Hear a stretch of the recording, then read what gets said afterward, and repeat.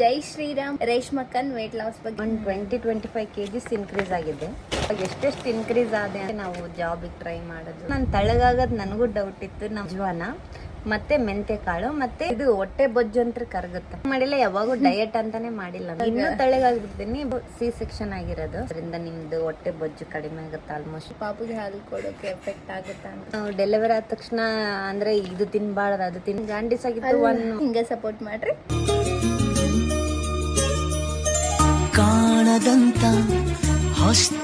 ಜೈ ಶ್ರೀರಾಮ್. ಎಲ್ಲರಿಗೂ ನಮಸ್ತೆ. Welcome back to my channel. ಅವರ ಯೂಟ್ಯೂಬ್ ಚಾನಲ್. ಹೌದು, ಇವತ್ತಿನ ವಿಡಿಯೋ ಏನಪ್ಪ ಅಂತ ಹೇಳಿದ್ರೆ ಜಾಸ್ತಿ ಜನ ಕೇಳಿರೋ ಕ್ವಶನ್ ಏನಂದ್ರೆ ರೇಷ್ಮಕ್ಕನ್ ವೇಟ್ ಲಾಸ್ ಬಗ್ಗೆ. ನನ್ನ ಯೂಟ್ಯೂಬ್ ಒಳಗೂ ಕೇಳ್ತೀರಿ, ಸುಮಿತ್ರಕ್ಕನ ಯೂಟ್ಯೂಬ್ ಒಳಗೆ ಮತ್ತೆ ಈಗ ಇನ್ಸ್ಟಾ ಒಳಗೆಲ್ಲ ಕೇಳಿರಿ. ಹಾಗಾಗಿ ಮಾಡಕೊಂತೀವಿ. ಆಲ್ರೆಡಿ ಮಾಡೀವಿ ಇದು ವಿಡಿಯೋ. ಅವತ್ತು ನೀಟಾಗಿ ಮಾಡಿರ್ಲಿಲ್ಲ, ಅವತ್ತು ಜಾಸ್ತಿ ನಗಕತ್ತಿದ್ವಿ, ಅದು ನೀಟಾಗಿ ಆಗಿಲ್ಲ ವಿಡಿಯೋ. ಮತ್ತೆ ಇವಾಗ ಅದಕ್ಕಿಂತನೂ ವೇಟ್ ಮತ್ತೆ ಕಮ್ಮಿ ಆಗ್ಯಾಳ. ಹಂಗಾಗಿ ಇನ್ನೊಂದ್ಸಲ ನೀಟಾಗಿ ಕ್ಲಿಯರ್ ಆಗಿ ಹೇಳಿದ್ರಾಯ್ತಂತ ಈ ವಿಡಿಯೋ ಮಾಡಕೊಂತೀವಿ. ಪ್ಲೀಸ್ ಎಲ್ಲರೂ ಸಬ್ಸ್ಕ್ರೈಬ್ ಮಾಡಿ. ಅಕ್ಕಗ ಸ್ವಲ್ಪ ನೆನಪಿಲ್ಲ, ರಿಪೋರ್ಟ್ ನೋಡೋದಂತಾರ ನೆನಪೈತೆ. ಅಂದ್ರೆ ಎಷ್ಟೆಷ್ಟು ಮಂತ್ ಈ ಚೆಕಪ್ಗೆ ಹೋಗ್ತಿರ್ತೀವಲ್ಲ, ಅವಾಗ ಎಷ್ಟೆಷ್ಟು ಇನ್ಕ್ರೀಸ್ ಆದೆ ಅಂತ ನೋಡ್ತಾ ಇದ್ದೆ ಅಷ್ಟೇ. ಲಾಸ್ಟಿಗಲ್ಲ ಇದು. ಫಸ್ಟ್ ಸಲ ಚೆಕಪ್ಗೆ ಹೋದಾಗ ನಾನು ಫಸ್ಟಿಗೆ ಪ್ರೆಗ್ನೆನ್ಸಿ ಕನ್ಫರ್ಮ್ ಆದಾಗ 49 kg ಇದ್ದೆ.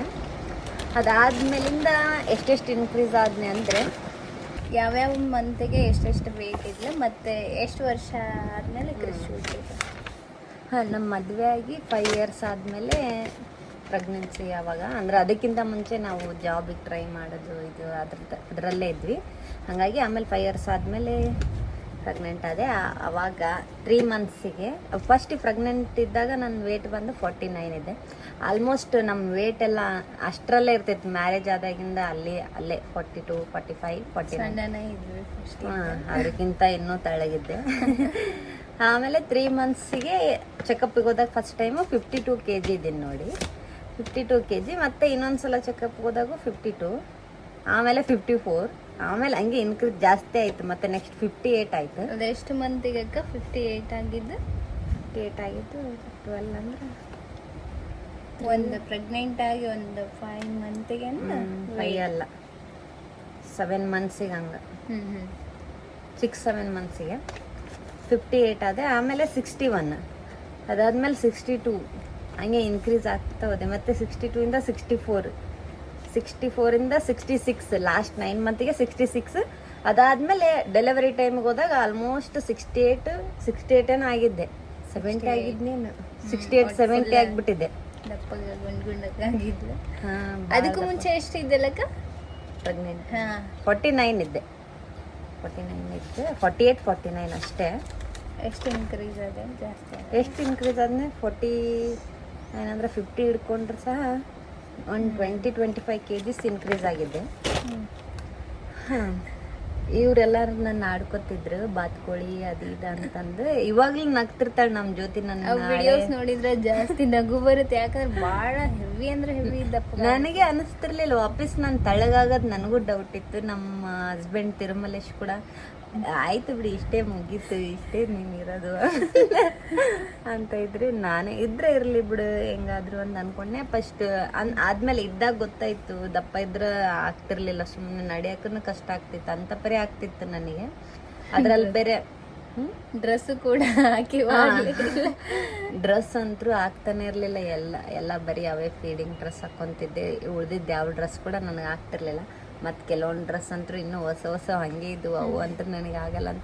ಮತ್ತು ಇನ್ನೊಂದು ಕಡೆ ಓಪಿತ್ತು, ವಾಪಸ್ ಆದ್ರೆ ಆಗ್ಬೋದೇನೋ ಅಂತಂದು ಕೆಲವೊಂದು ಡ್ರೆಸ್ನ ಬಿಚ್ಚದೆ ಕೂಡ ಹಂಗೆ ಇಟ್ಟಿದ್ದೆ. ಅದಾದ್ಮೇಲೆ ಏನು ಟ್ರೈ ಮಾಡಿದೆ?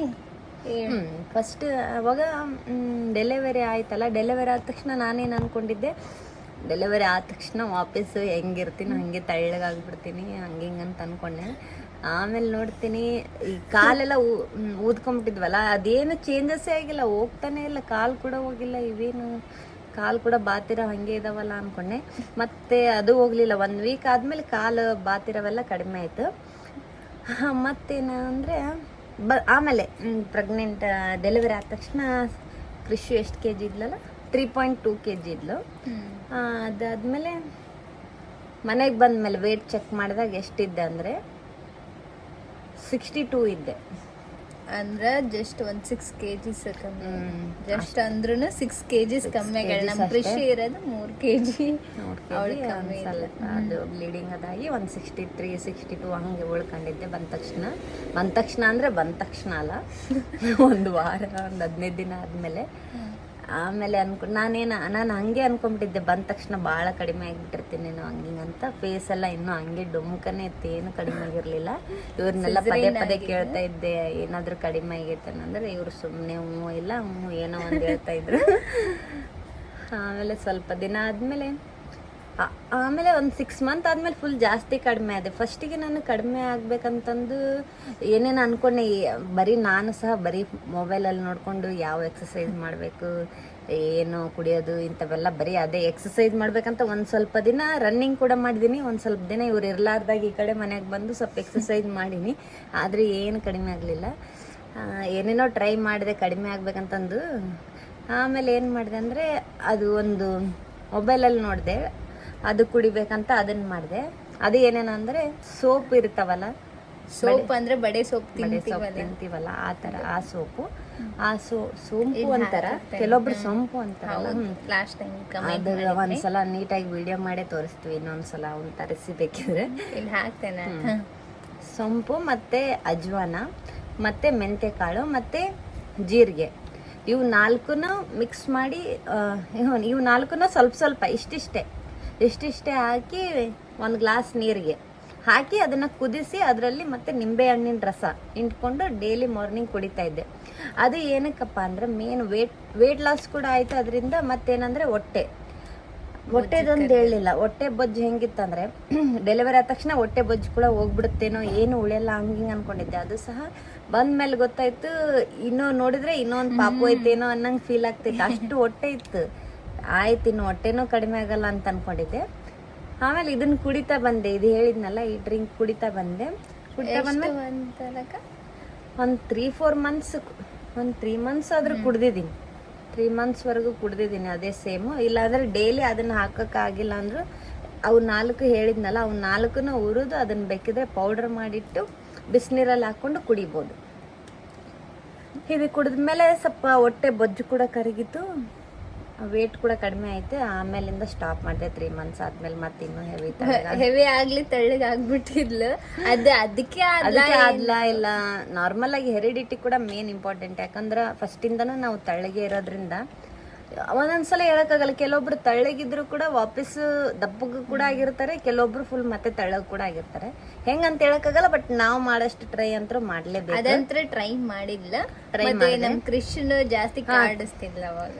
ಕೃಷ್ವಿನ್ ಒಂದು ಹಿಡ್ಕೊಳ್ಬೇಕಲ್ವ. ಮತ್ತೆ ಹಾಲು ಕುಡ್ಸೋದ್ರಿಂದನೂ ಕೂಡ ವೇಟ್ ಲಾಸ್ ಆಗುತ್ತಂತ ಹೇಳ್ತಾರೆ, ಅದು ಕೂಡ ನಿಜ.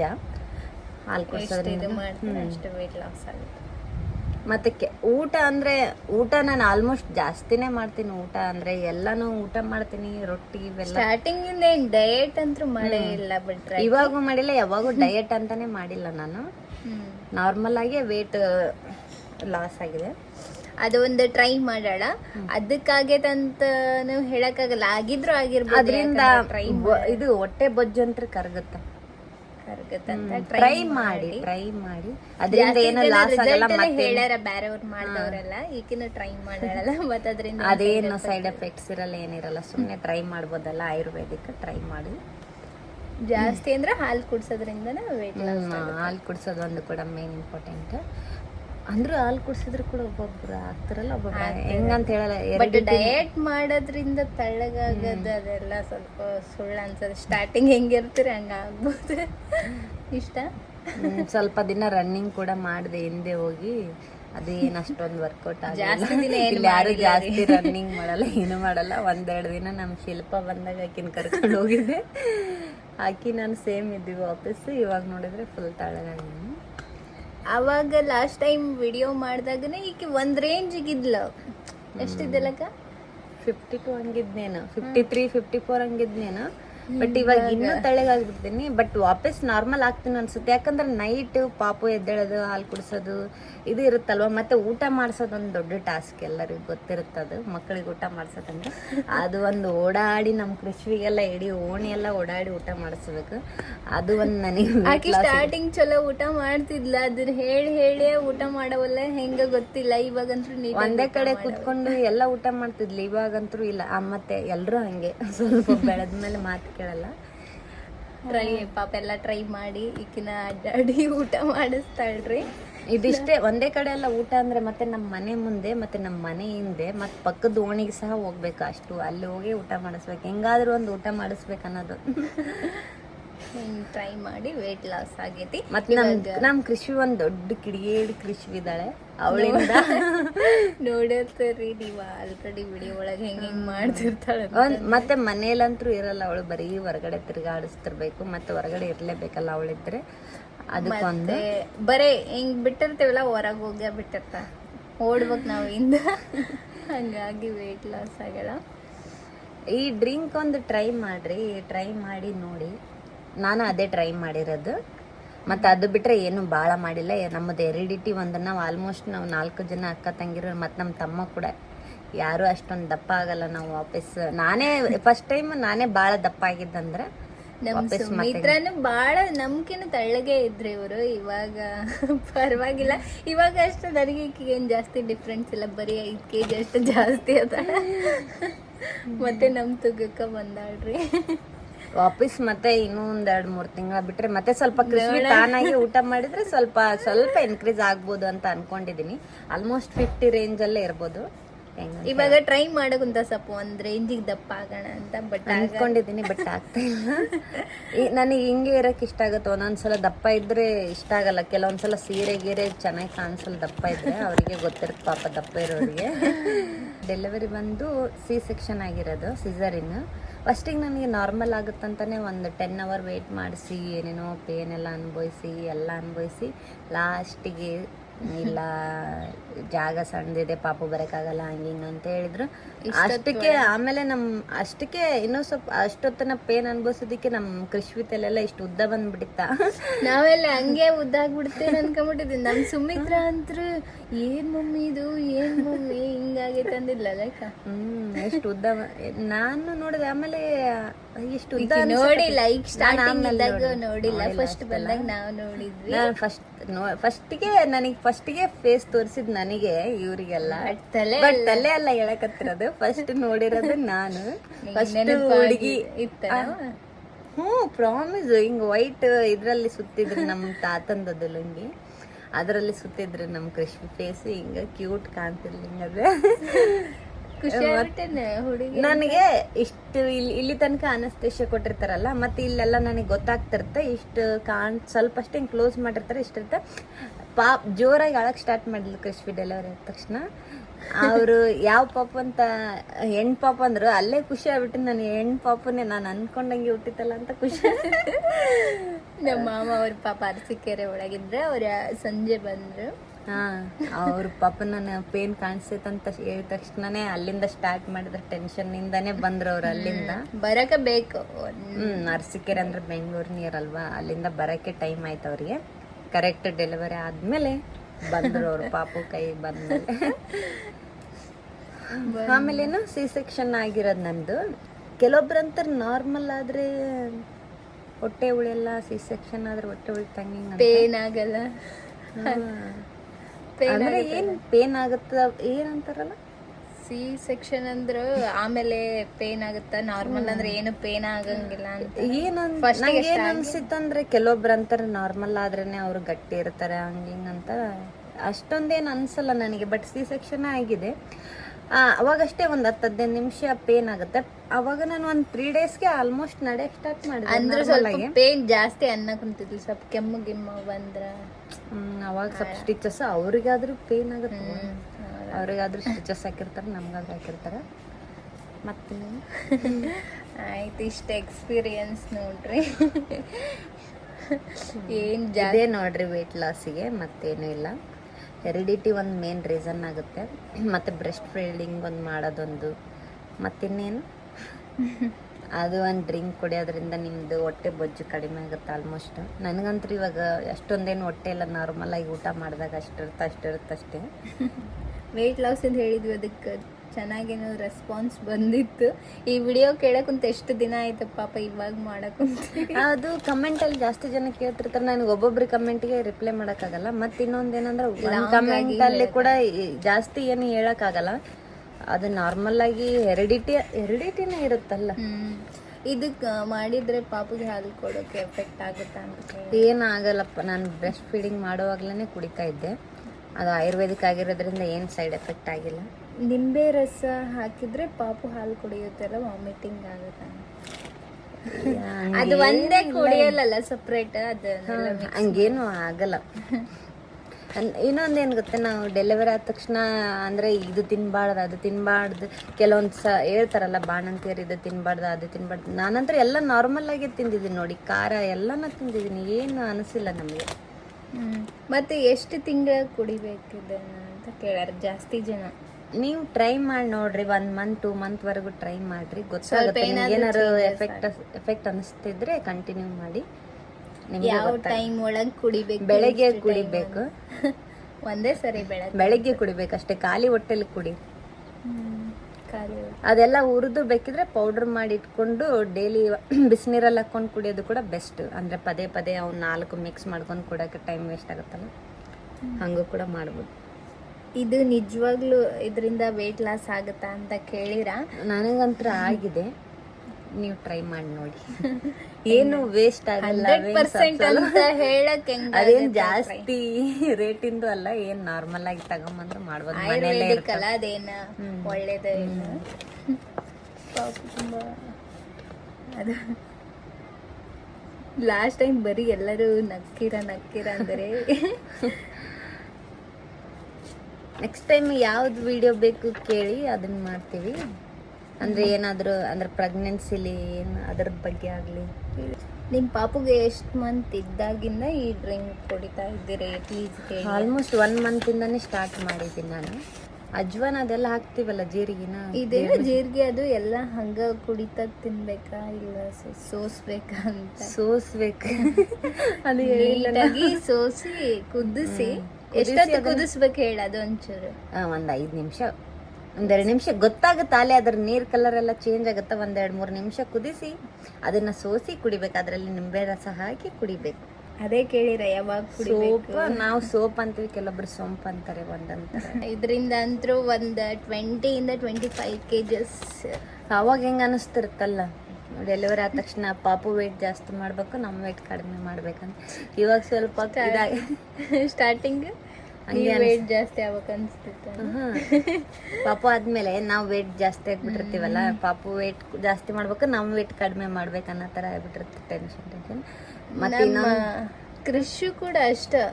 ಕೃಷಿ ಪರವಾಗಿಲ್ಲ, ಅವಳದು ವೇಟ್ ಅಂದ್ರೆ ಫಸ್ಟಿಗೆ ಭಾಳ ತೆಳಗಿದ್ಲ ಅವಳು. ಅಂದ್ರೆ ಡೆಲಿವರಿ ಆಗಿ ಅವಾಗ 3.2 ಇದ್ಲ. ಆಮೇಲೆ ಮನೆಗೆ ಬಂದ ತಕ್ಷಣ 2.9. ಅಂದ್ರೆ ಅಲ್ಲಿಂದ ಇಲ್ಲಿ ಮತ್ತೆ ಅದೇನು ಜಾಂಡೀಸ್ ಆಗಿತ್ತಲ್ಲ, ಜಾಂಡೀಸ್ ಆಗಿತ್ತು. ಒನ್ ಡೇ ಅಲ್ಲಿ ಇಟ್ಟಿದ್ರು ICU ಅಲ್ಲಿ. ಅದು ಮಾತ್ರ ಹೇಳ್ಬಾರ್ದು ರೀ, ಎಲ್ಲರಿಗೂ ಹಾಸ್ಪಿಟಲ್ ಅಲ್ಲಿ ಎಲ್ರಿಗೂ ಇರುತ್ತ. ಅದು ಕೆಲವೊಂದ್ ಮಕ್ಕಳ ನಂತರ 3-4 ದಿನ, 1 ವಾರ ಗಟ್ಟಲೆ ಇಟ್ಟಿರ್ತಾರೆ. ಬಟ್ ನಮ್ದು 1 ದಿನ ಇಟ್ಟಿದ್ರು. ಅವ್ರು ನೋಡ್ರಿ ಇಡಂಗಿದ್ರೆ ಹೇಳ್ರಿ ಅಂದ್ರು. ಮತ್ತೆ ನಾವು ಕಡಿಮೆ ಆದ್ರೆ ಒಳ್ಳೇದಂತಂದು 1 ದಿನ ಅಲ್ಲೇ ಬಿಟ್ಟಿದ್ವಿ. ನಾನಿರ್ಲಿಲ್ಲ, ನಮ್ಮ ಸುಮಿತ್ರ ಮತ್ತೆ ತಿರುಮಲೇಶ್ ಮತ್ತೆ ವೀರೇಶ್ ಹೋಗಿದ್ರು. ನಾನು ಮಮ್ಮಿ ನಮ್ದಿನ್ನು ಪೇನ್ ಇತ್ತು ಅವತ್ತೆ, 1 ಡೇ ಅಲ್ವಾ. ನಾವು ಇನ್ನೊಂದು ಹಾಸ್ಪಿಟಲ್ ಇದ್ವಿ, ಕೃಷ್ವಿ ಇನ್ನೊಂದು ಹಾಸ್ಪಿಟಲ್ ಅಲ್ಲಿ ಇದ್ಲು. ಎಷ್ಟು ದಿನಕ್ಕೆ ಬಂದ್ರಲ್ಲಕ್ಕ? 3 ಡೇಸಿಗೆ ಬಂದ್ವಿ ಅಷ್ಟೇ. ಇದೇ ಗಂಗಾವತಿ ಒಳಗೆ ಡೆಲಿವರಿ ಆಗಿದ್ದು. ಇಷ್ಟ ಆಗಿತ್ತು ನೋಡ್ರಿ ವಿಡಿಯೋ. ನೆಕ್ಸ್ಟ್ ಈಕಿಗೆ ಸಂಬಂಧಪಟ್ಟಂಗೆ ಇಲ್ಲ, ಕೃಷಿಗೆ ಸಂಬಂಧಪಟ್ಟಂಗೆ, ನಂಗೆ ಸಂಬಂಧಪಟ್ಟಂಗೆ ಏನಾದರೂ ಕ್ವಶನ್ಸ್ ಇದ್ರೆ ಇಲ್ಲ ಯಾವ ವಿಡಿಯೋ ಮಾಡ್ಬೇಕಂತ ಹೇಳ್ರಿ. ಮುಂದೆ ಗ್ಯಾರಂಟಿ ಮಾಡ್ತಾ ಅಂತ ನಾವು ಅನ್ಕೊಂಡಿದ್ವಿ. ಕಂಟಿನ್ಯೂ ಆಗಿ ಏನ್ ಮಾಡ್ತಾಳೆ ನೋಡ. ಸ್ವಲ್ಪ ಸಬ್ಸ್ಕ್ರೈಬ್ ಮಾಡ್ರಿ. ಮತ್ತೈತೆಲ್ಲ ನಮ್ಮ ರೇಷ್ಮಾ, ನಾನು ಎಷ್ಟು ರೇಷ್ಮಾ ಮಾಡ್ತಾ ನೋಡ್ರಿ. ಅದು ಮಾಡ್ಬೇಕಾ ಬೇಡ ನೀವೇ ಜ್ಯೋತಿ ಅಂತ, ಅದು ಮಾಡ್ಬೇಕಂತ ಕಮೆಂಟ್ ಮಾಡ್ರಿ. ಯಾವ್ದಕ್ಕೆ ನಾನು ಅವಳಿಗೆ ಕೊಡ್ಬೇಕು ಟಾಸ್ಕ್, ಅವಳು ನನಗೆ ಕೊಡ್ಬೇಕಾ ಅದನ್ನ ಹೇಳ್ರಿ. ವಿಡಿಯೋ ಮಾಡ್ತೇವೆ. ಥ್ಯಾಂಕ್ ಯು ಇಲ್ಲಿವರೆಗೂ ವಿಡಿಯೋ ನೋಡಿದ್ದಕ್ಕೆ. ಹಿಂಗೆ ಸಪೋರ್ಟ್ ಮಾಡ್ರಿ. ಥ್ಯಾಂಕ್ ಯು ಎಲ್ಲರಿಗೂ. ಬಾಯ್.